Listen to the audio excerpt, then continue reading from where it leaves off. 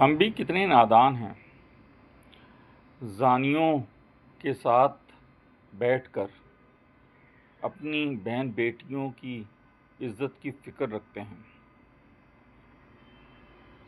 چوروں کے ساتھ بیٹھ کر اپنی چیزوں کو محفوظ سمجھتے ہیں، بدخواہوں کے ساتھ بیٹھ کر خیر خواہی کی دعائیں کرتے ہیں،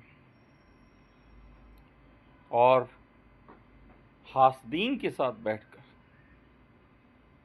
اپنے آپ کو حسد سے بچانے کے لیے تگ و دو کرتے ہیں۔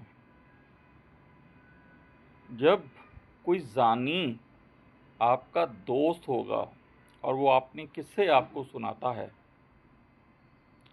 تو کیا آپ یہ ایکسپیکٹ کر سکتے ہیں کہ آپ کی عزت اس زانی سے محفوظ ہے؟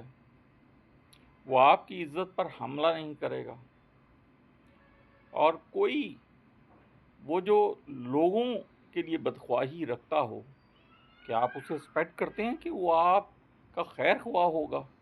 کبھی نہیں۔